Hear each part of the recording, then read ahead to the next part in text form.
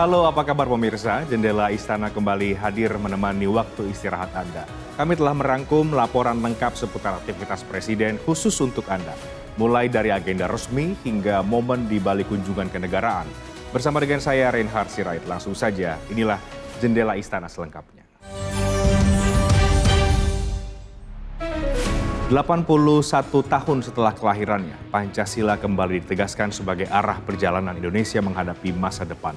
Melalui agenda transformasi nasional yang berlandaskan nilai-nilai Pancasila, Presiden Prabowo Subianto menempatkan keadilan sosial, kemandirian ekonomi, dan kesejahteraan rakyat sebagai tujuan utama pembangunan.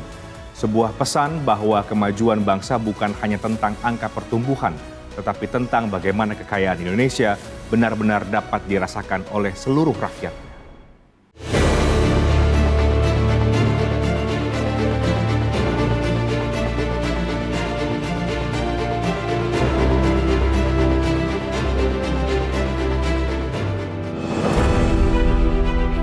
...81 tahun setelah lahirnya Pancasila, Indonesia kembali dihadapkan pada tantangan besar zaman.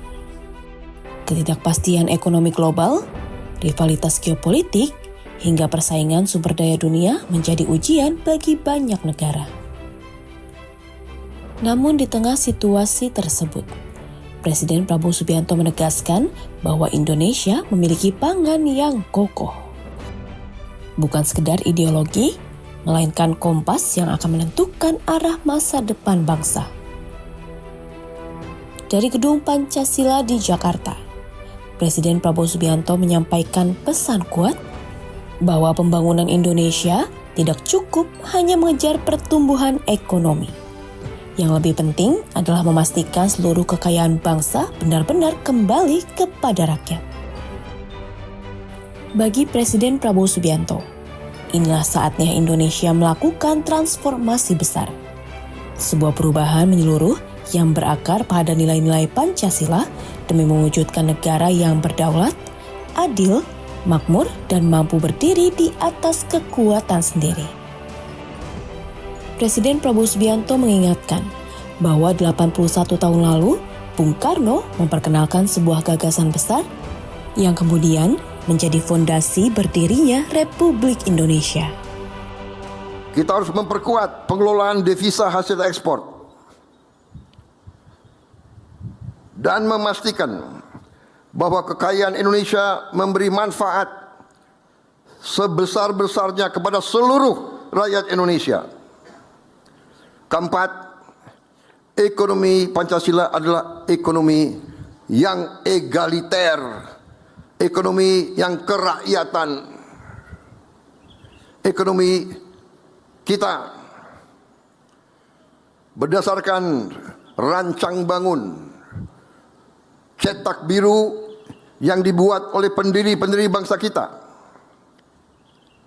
oleh Bung Karno, Bung Hatta, Bung Syahrir, dan semua pendiri-pendiri bangsa kita, tertuang dengan sangat jelas dalam pasal 33 Undang-Undang Dasar 1945, di mana sangat jelas Presiden Prabowo Subianto menegaskan bahwa Pancasila lahir dari pengalaman sejarah bangsa Indonesia sendiri. Sebuah konsensus besar yang memungkinkan ribuan pulau, ratusan suku, bahasa, dan budaya yang berbeda tetap bersatu dalam satu negara bernama Indonesia. Di tengah dunia yang semakin terpecah akibat konflik dan ketegangan geopolitik, Indonesia dinilai memiliki modal yang tidak dimiliki banyak negara.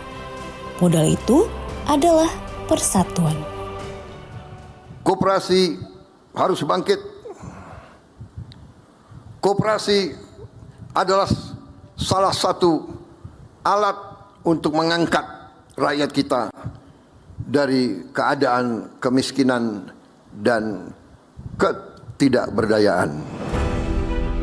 Namun Presiden Prabowo Subianto juga mengingatkan bahwa Pancasila tidak boleh berhenti sebagai simbol ataupun slogan.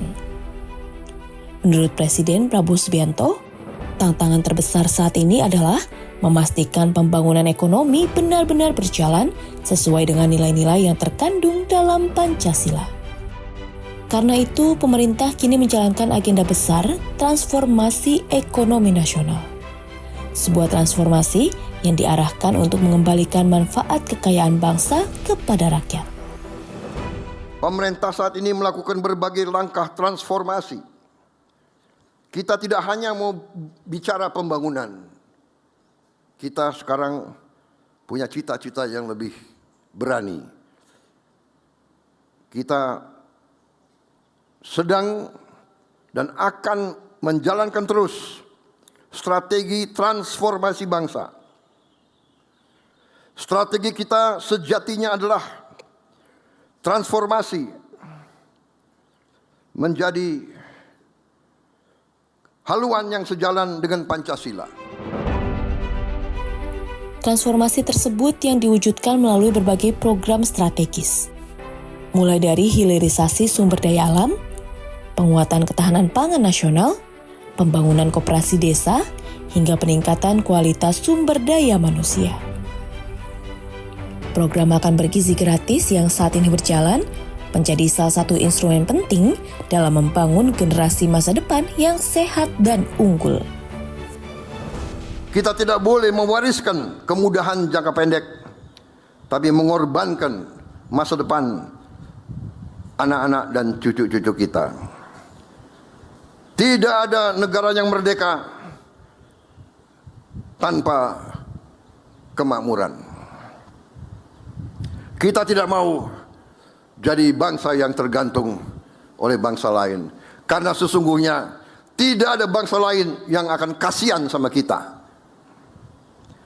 Kalau kita dalam kesulitan, kalau rakyat kita lapar, kalau rakyat kita dalam kesulitan, tidak ada bangsa lain, kekuatan lain yang akan kasihan atau membantu kita.